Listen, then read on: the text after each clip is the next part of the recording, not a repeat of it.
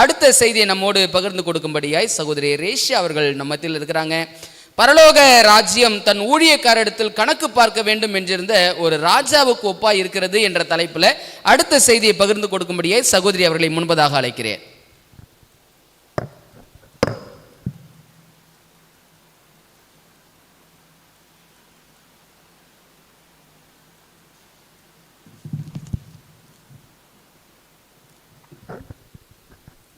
கர்த்தருடைய நாமம் மேன்மைப்படுவதாக. எல்லாருக்கும் ஓய்வு நாள் நல்வாழ்த்துக்கள்.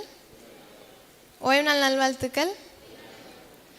சரி, நம்ம நல்ல முறையில் ஊமைகளை பற்றின செய்திகள் நம்ம படிச்சுட்டு வரோம். எனக்கு கொடுக்கப்பட்டிருக்க ஊமை என்ன அப்படின்னு சொல்லி பார்க்கும்போது மத்தேயு 18வது அதிகாரத்துக்கு உங்களுடைய கவனங்களை திருப்புங்க. மத்தேயு 18 வசனங்கள் 21லேருந்து 35 வரை இந்த ஊமையை பற்றி தான் நம்ம பார்க்க போகிறோம். இந்த ஊமையை பற்றி நம்ம எல்லாருக்குமே ரொம்ப ஃபெமிலியர் இல்லையா? என்னன்னு சொன்னால், நம்ம அநேக பிரசங்கங்களில் கேட்டிருப்போம், அநேக விதமான செய்திகளை இந்த ஊமை வாயிலாக கேட்டிருக்கோம். இன்றைய தினத்துலேயும் கூட இந்த ஊமையை பற்றின சில காரியங்கள் ஆராய்வோம். கேட்ட 2 ஊமைகள் போலவே இதுவும் ஒரு நல்ல ஊமை. எப்படின்னு சொன்னால், தேவனுடைய கிருபை நம்ம மேலே எப்படிப்பட்டதாக இருக்குது, தேவன் எப்படி நம்மளை மன்னிக்கிறாரு, நம்ம எப்படி மன்னிக்கணும் மற்றவங்களை தேவனை போல் அப்படின்ற நிறைய காரியங்களை இந்த ஊமையிலேருந்து நம்ம இன்றைக்கி கற்றுக்க போகிறோம். முதலாவதாக என்ன பாடம் கற்றுக்க போகிறோம் அப்படின்னு சொல்லி பார்க்கும்போது, மன்னித்தலின் அளவு. மன்னித்தல் அளவு இருக்குதா? கண்டிப்பாக இல்லை இல்லையா? நம்ம பார்க்கும்போது பேதுரு தான் இந்த ஊமைக்கு மெயின் காரணராக இருக்கிறார். அவர் தான் கேள்வி கேட்குறாரு ஏசப்பா கிட்ட. நான் வாசிக்கிறேன். மத்தேயு 18:21 வசனம். அப்பொழுது பேதுரு அவரிடத்தில் வந்து, ஆண்டவரே, என் சகோதரன் எனக்கு விரோதமாய் குற்றம் செய்து வந்தால் நான் எத்தனை தரம் மன்னிக்க வேண்டும்? 7 தரம் மட்டுமோ என்று கேட்டான். அதற்கு இயேசு, 7 தரம் அல்ல, 770 தரம் மட்டும் என்று உனக்கு சொல்லுகிறேன் அப்படின்னு சொல்கிறாரு. இந்த பேதுருவை பற்றி நம்ம எல்லாருக்கும் நல்லா தெரியும் இல்லையா?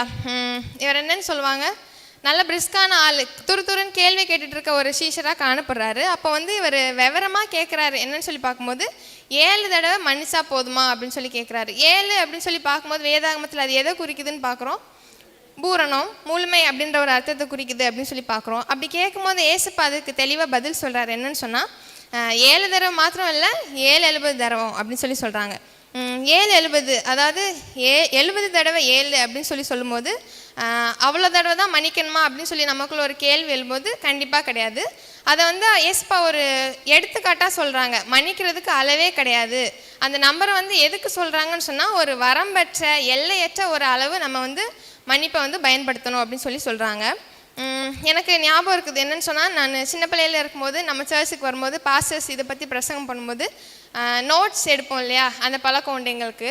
அப்போது நாங்கள் என்ன பண்ணுவோம்னு சொன்னால், இந்த மாதிரி சொன்னதும் 770ன்னா அப்போ 770 தடவை தான் மன்னிக்கணும் போல இருக்குது அப்படின்னு சொல்லிட்டு நோட்டில் எழுதி பார்ப்போம். 7 × 70 அப்படின்னு சொன்னால் எத்தனை நம்பர் வரும்ப்பா? மேக்ஸ் பிடிக்காதோ? எவ்வளோ?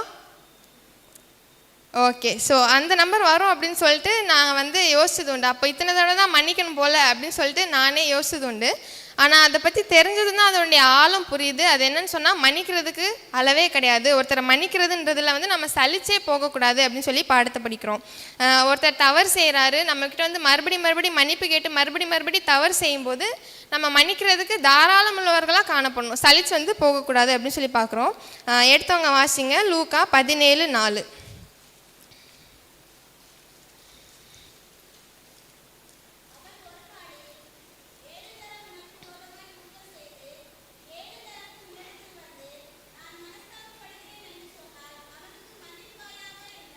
இங்கே என்ன பார்க்குறோம்? 7 தடவையும் குற்றம் செஞ்சு அவன்கிட்ட மன்னிப்பு கேட்குறான்னு சொன்னால் நீங்கள் என்ன பண்ணுங்க? மன்னிங்க அப்படின்னு சொல்கிறாங்க ஏசப்பா. அப்போ 7 தரம் மாத்திரமா அப்படின்னு சொல்லி பார்க்கும்போது கண்டிப்பாக இல்லை. என்னுடைய வாழ்க்கையை நம்ம எடுத்துக்கலாம். எனக்கு 21 வயசு ஆகுது.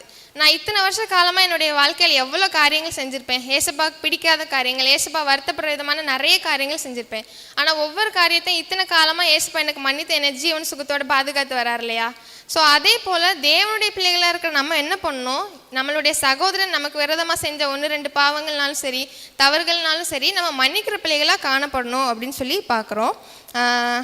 அறிவியல் ஆராய்ச்சியெல்லாம் என்ன சொல்லுது அப்படின்னு சொல்லி பார்க்கும்போது, மன்னிக்கிறவங்களை விட தவறு செஞ்சு திரும்பி போகிறாங்க இல்லையா, அவங்களுக்கு வந்து ஆயுசு அதிகம் அப்படின்னு சொல்லி சொல்கிறாங்க. அதாவது கோபப்பட்டு மன்னிக்காமல் சுற்றிட்டு இருக்கவங்களை விட அவங்க அந்த தவறு செஞ்சு நான் என்ன செஞ்சாலும் ஒன்றும் இல்லை அப்படின்னு சொல்லிட்டு போகிறவங்களுக்கு வந்து ஆயுசு வந்து ஜாஸ்தியாக இருக்குதான். ஏன்னு சொல்லி பார்க்கும்போது தவறு செய்கிறவங்க என்ன பண்ணுவாங்க, சில நேரம் அவங்க அதை உணராமல் அப்படியே போயிடுவாங்க. ஆனால் அந்த தவறு செஞ்சதை அனுபவிக்கிற நம்ம என்ன பண்ணுவோம், அதை பற்றி யோசித்து அவங்க மேலே வெறுப்பு கொண்டு அவங்கள மன்னிக்க மாட்டேன்னு சொல்லி நமக்குள்ளே புலம்பி நம்மளுடைய உடல் ரீதியான ஆரோக்கியத்துக்கு எடுத்துக்கொள்ளாதபடிக்கு நம்ம அளவின்றி மன்னிக்கணும் அப்படின்னு சொல்லி பார்க்குறோம். ரெண்டாவது காரியம் என்னன்னு சொல்லி பார்க்கும்போது கடிந்து கொள்ளுதல். நம்ம அப்படியே தொடர்ந்து வாசிக்கும்போது நான் வாசிக்கிறேன் 18:23. எப்படி எனில் பரலோக ராஜ்யம் தன் ஊழியக்காரனிடத்தில் கணக்கு பார்க்க வேண்டும் என்றிருந்த ஒரு ராஜாவுக்கு ஒப்பாக இருக்கிறது. அவன் கணக்கு பார்க்க தொடங்கின போது 10,000 தாலந்து கடன்பட்ட ஒருவனை அவனுக்கு முன்பாக கொண்டு வந்தார்கள்.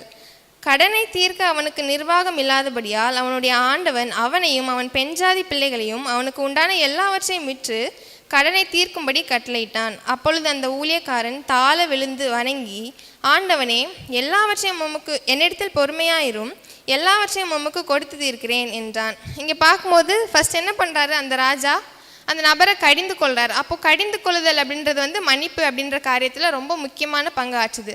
ஆனால் எப்படிப்பட்ட கடிந்து கொள்ளுதல் அப்படின்றத வந்து நம்ம சிந்திக்கிறவர்களாக காணப்படணும். நம்ம ஒருத்தங்களை கடிந்து கொள்ளும்போது அவங்களுடைய ஆவிக்குரிய வாழ்க்கைக்கு அது எவ்வளோ உதவியாக இருக்குது, அவங்கள ஏசுப்பாக்கு நேரம் அது எவ்வளோ கொண்டு வருது அப்படின்ற காரியத்தில் வந்து நம்ம கண்ணோக்கமாக இருக்கணும். மாறாக நம்ம பரிசேயர்களை போல கடின இருதயம் உள்ளவங்களா, மனக்கடிதம் உள்ளவங்களா மற்றவங்கள கடிந்து கொள்ளக்கூடாது அப்படின்னு சொல்லி பார்க்குறோம். அது மட்டும் இல்லாமல் ஒரு தவறு செய்தவங்க நம்ம இடத்துல திரும்பி வராங்க அப்படின்னு சொன்னால் அவங்கள மன்னித்து முழுமனதாக ஏற்றுக்கொள்ளணும். அதை விட்டுட்டு நம்ம அவங்கள குற்றி காட்டுற விதமாகவோ அவங்கள கேலி செய்தோ கிண்டல் செய்தோ அதை சொல்லி காமிச்சோ அவங்கள கண்டிப்பாக கஷ்டப்படுத்தக்கூடாது அப்படின்னு சொல்லி பார்க்குறோம். அப்போ கடிந்து கொள்ளுதல் எப்படி இருக்கணும்னு சொன்னால் அவங்கள ஆவிக்குரிய வாழ்க்கையில் வழி நடத்துகிறதா காணப்படணும். இன்னும் சொல்லி பார்க்கும்போது நம்ம எந்த விதமாக அவங்கக்கிட்ட பேசலாம் அப்படின்னு சொல்லி பார்க்கும்போது ஒரு பரிவுள்ள அனுதாபம் நிறைந்த ஒரு இரக்கம் நிறைந்த குணத்தோடு நம்ம வந்து அவங்கக்கிட்ட பேசணுமாமா.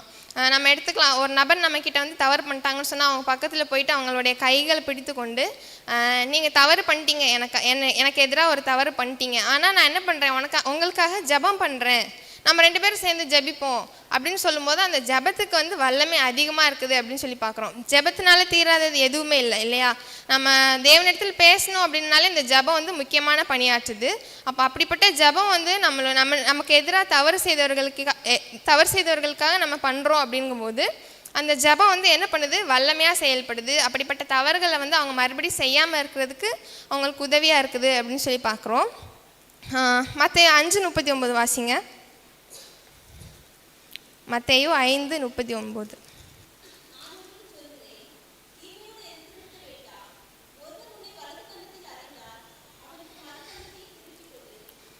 ஓகே, இங்கே என்ன பார்க்குறோம், உன்னுடைய வலது கணத்தில் அறந்தால் அவனுக்கு வந்து அடுத்த கணத்தையும் காமி அப்படின்னு சொல்லி பார்க்குறோம். அப்படின்றது வந்து எதை குறிக்குது அப்படின்னு சொன்னால், அப்போ ஒருத்தங்க வந்து நம்மளை துன்புறுத்துனாங்கன்னு சொன்னால் நம்ம இன்னும் அவங்கள துன்புறுத்த நம்மளை விடணும் அப்படின்னு சொல்லி அர்த்தமா?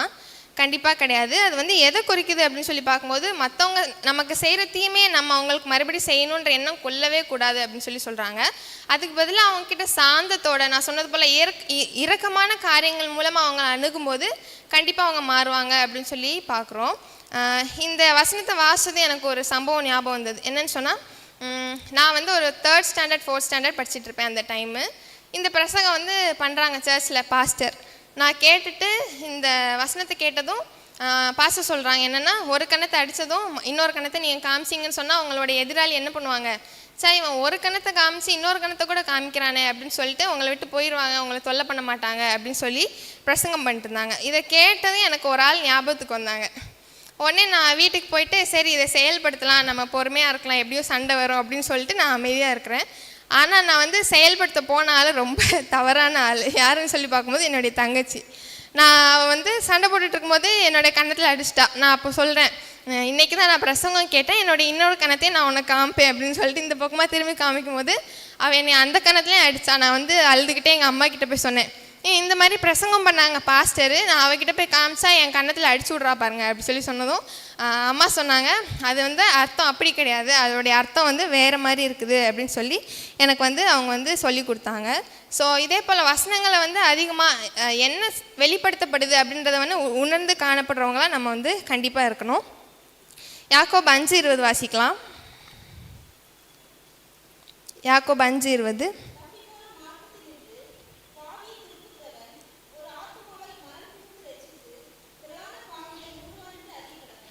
கண்டிப்பாக இல்லையா? நம்ம வந்து தப்பி போன மார்க்கத்திலேருந்து ஒரு பாய்வை திருப்புறோம் அப்படின்னு சொன்னால் அந்த ஆத்மாவை ரட்சிக்கிறவர்களாக காணப்படும். எனவே கடிந்து கொண்டு மற்றவங்களை திருத்தி அன்பின் ரீதியாக அவங்கள வந்து ரட்சிப்புக்களாக வழிநடத்துறவர்களாக காணப்படணும். 3வது காரியம், கடைசி காரியம், பொல்லாத ஊழியக்காரனும் நாமும். இந்த பொல்லாத ஊழியக்காரன்கிட்ட வந்து நம்ம நிறைய விஷயங்கள் கற்றுக்கலாம். இன்று தினத்தில் சில காரியங்களை கற்றுக்குவோம். நான் வாசிக்கிறேன் வசனம், மத்தேயு 18வது அதிகாரம் 27லேருந்து வாசிக்கிறேன். அந்த ஊழியக்காரனுடைய ஆண்டவன் மனதிறங்கி அவனை விடுதலை பண்ணி கடனையும் அவனுக்கு மன்னித்து விட்டான்.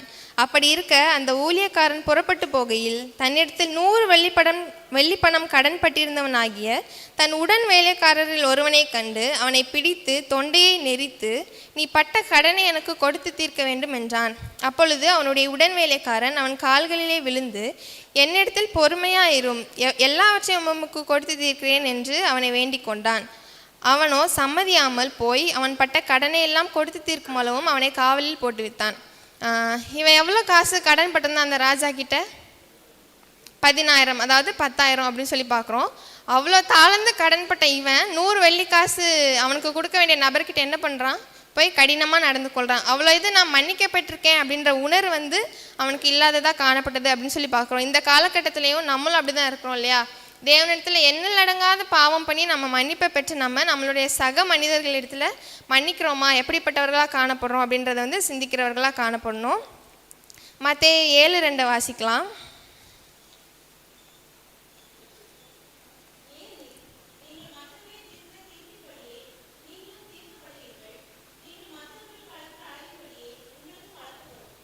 ஆமாம் இல்லையா? இந்த ஊமையில் கடைசியாக என்ன நடக்குது? அந்த ஊழியக்காரன், பொல்லாத ஊழியக்காரன் என்ன பண்ணுறான்? அவனுடைய உடன் வேலைக்காரனை போய் ஜெயிலில் போட்டான் அப்படின்னு சொன்னதும் அவனுடைய ஊழியக்காரர்கள் வந்து அவன்கிட்ட போய் சொல்கிறாங்க. அப்போ என்ன பண்ணுறாங்க? இவனையும் போட்டு உபாதிக்கிறவர்கள் இடத்துல கொடுக்குறாங்க அப்படின்னு சொல்லி பார்க்குறோம். அப்போது நம்ம வந்து தேவனிடத்தில் மன்னிப்பை பெற்று மற்றவங்களை மன்னிக்காமல் போகிற நேரத்தில் நமக்கு வந்து கண்டிப்பாக தண்டனை இருக்குது அப்படின்னு சொல்லி பார்க்குறோம். ஒரு தீர்க்கதரிசன ஆவி புஸ்தகத்தில் நான் வாசிதை சொல்கிறேன். என்னன்னு சொன்னால், நம்ம பாவ அறிக்கை பண்ணி ஏசப்பா கிட்ட நெருங்கி போயிட்டோம்னு வச்சுக்கோங்களேன், அதுக்கப்புறம் நம்ம மற்றவர்களிடத்துல இரக்கமில்லாத ஆவி இல்லாதவர்களாக காணப்படுறோம் அப்படின்னு சொன்னால், பாவம் பண்ண ஒரு ஸ்டேஜுக்கில் ஃபஸ்ட் இருந்தோம் இல்லையா, அந்த ஸ்டேஜுக்கே மறுபடியும் நம்மளை நாமே கொண்டு போய் விடுறோம் அப்படின்னு சொல்லி அம்மையார் அவர்கள் எழுதியிருக்காங்க. ஸோ அப்படிப்பட்ட காரியங்களை நம்ம விழுந்து போகாதபடிக்கு நம்ம ஜாக்கிரதை உள்ளவர்களாக இருக்கணும். எனவே முதலாவது என்ன காரியம் கற்றுக்கிட்டோம்? மன்னிக்கிறதுக்கு அளவே கிடையாது. தேவன் நமக்கு மன்னிக்கிறது போல் நம்மளும் மன்னித்து கொள்ளணும். அடுத்ததாக கடிந்து கொள்ளுதல் அவசியமானதாக இருக்குது, ஆனால் அன்பின் கடிந்து கொள்ளுதலாக இருக்கணும் அப்படின்னு சொல்லி பார்க்குறோம். 3வது, எப்படி இந்த பொல்லாத ஊழியக்காரன் மன்னிக்காமல் அவதிப்பட்டானோ அதே போல் நம்மளும் மன்னிக்காமல் கஷ்டப்படுறவங்களாக காணப்படக்கூடாது அப்படின்னு சொல்லி பார்க்குறோம். ஸோ கடைசியாக ஒரு கதை சொல்லி முடிக்கலாம் அப்படின்னு சொல்லியிருக்கிறேன். என்னன்னு சொன்னால், ஒரு ஊரில் 2 சகோதரர்கள் இருக்காங்க. ஒருத்தன் பேர் ரவி, இன்னொருத்தர் பேர் அர்ஜுன். ஸோ இந்த ரவியும் அர்ஜுனும் பார்த்தோன்னு சொன்னால் கூட பிறந்த அண்ணன் தம்பிகளை விட ரொம்ப க்ளோஸ் பெஸ்ட் ஃப்ரெண்ட்ஸ் மாதிரி இருக்கிறாங்க. அவங்களுடைய அப்பாவுடைய வயல் நிலத்தை வந்து பார்த்துட்டு வராங்க 2 பேரும் சேர்ந்து. ஒரு நாள் என்ன ஆகுதுன்னு சொன்னால், இந்த வயல் நிலத்தின் ரீதியாக ஒரு பிரச்சனை ஏற்பட்டு 2 பேரும் சண்டை போடுறாங்க. அப்போ இந்த அர்ஜுன் வந்து அவனுடைய அண்ணனாகிய ரவியை பார்த்து சொல்கிறான், நீ வந்து ஏன் எனக்கு அண்ணனாக பிறந்தேன்னு நான் இப்போ யோசிக்கிறேன், எனக்கு நீ பிறக்காமலே இருந்திருக்கலாம் என் கூட அப்படின்னு சொல்லி சொன்னதும் இந்த ரவிக்கு வந்து ரொம்ப கஷ்டமாக போயிடுது. அப்போ இந்த ரவி என்ன பண்ணுறாருன்னு சொன்னால், இனிமேல் நான் உங்ககிட்ட பேச போகிறதே இல்லை, உன்னை மன்னிக்க போகிறதே இல்லைன்னு சொல்லிட்டு 2 பேரும் அவங்கவுங்க வேலையை பார்க்க போயிடுறாங்க. காலம் கடந்து போகுது, பக்கத்தில் தான் இருக்காங்க, ஆனால் பேசிக்க மாட்டாங்க. ஒரு நாள் அந்த ஊருக்கு வந்து ஒரு தொழிலாளி வராங்க. அந்த தொழிலாளி கிட்ட வந்து இந்த ரவி சொல்கிறாரு, என்ன பண்ணிடுங்க, என்னோடய வீட்டை சுற்றி ஒரு கோட்டை சுவர் எழுப்பிடுங்க, ஏன்னா என்னுடைய தம்பி முகத்தை நான் இனிமேல்ட்டு பார்க்கவே கூடாது அப்படின்னு சொல்கிறாங்க. இந்த தொழிலாளி என்ன சொல்கிறாங்கன்னு சொன்னால், சரி என்னால் முடிஞ்சதை நான் செய்கிறேன் அப்படின்னு சொல்லிட்டு அவங்க வேலையை பார்க்க ஆரம்பிச்சிடுறாங்க. இந்த ரவி என்ன பண்ணுறாரு, ஒரு 2 நாள் பிரயாணமாக வெளியே இடத்துக்கு போயிட்டு வராரு. போயிட்டு திரும்பி வரும்போது என்ன இருக்குதுன்னு சொல்லி பார்க்கும்போது, அந்த 2 வீட்டையும் பிரிக்கிற மாதிரி ஒரு காணல் ஓடுமாமா. அந்த காணலுக்கு வந்து இவர் வந்து என்ன பண்ணியிருக்காருன்னா பாலம் கட்டி வச்சிருக்கிறாரு. இதை பார்த்துட்டு ரவி செம கோவமாக என்ன பண்ணுறாரு, அவரை திட்டலாம் அப்படின்னு சொல்லி திரும்பும்போது டக்குன்னு பார்க்குறாரு. என்னன்னு சொன்னால், அந்த பக்கத்துலேருந்து அர்ஜுன் வந்து ஏறி வராரு. இந்த பக்கமாக வந்துட்டு அழுதுகிட்டே சொல்கிறாரு, ஆனால் நான் உன்னை எவ்வளோ கஷ்டப்படுத்துகிற விதமாக பேசியிருப்பேன், ஆனாலும் நீ என்ன பண்ணியிருக்கேன், எனக்காக நான் உன்கிட்ட பேசணும்னு சொல்லிட்டு இந்த பாலத்தை கட்டியிருக்கிறேன், என்னை மன்னிச்சிக்கோ அப்படின்னு சொல்லி சொல்கிறாராம்மா. அதுக்கு அந்த ரவி சொல்கிறாரு, தம்பி ஆக்சுவலாக நான் உன்கிட்ட பேசக்கூடாதுன்னு தான் இருந்தேன், இந்த மாதிரி காரியம் ஆயிடுச்சு, ஆனாலும் நான் இப்போ வந்து ரொம்ப மனம் வருந்துறேன். ஏன்னு சொன்னால் இந்த பாலத்தை வந்து நான் முதலே கட்டியிருக்கணும் அப்படின்னு சொல்லி 2 பேரும் சமாதானம் ஆகுறாங்க அப்படின்னு சொல்லி பார்க்குறோம். அப்போது மன்னித்தல் அப்படின்றது வந்து நீ ரைட்டா நான் ரைட்டா அப்படின்றது கிடையாது. எப்படின்னு சொல்கிற போது நம்ம வந்து அமைதியை வந்து தேர்ந்தெடுக்கிறோம். சண்டைக்கு பதிலாக அமைதியை தேர்ந்தெடுக்கிறோம், விரோதத்துக்கு பதிலாக மன சாந்தத்தை தேர்ந்தெடுக்கிறோம் அப்படின்னு சொல்லி பார்க்குறோம். கடைசியாக ஒரு வசனத்தை வாசி முடிப்போம். மத்தேயு 18:35 வாசிங்க எடுத்தவங்க. மத்தேயு 18:35.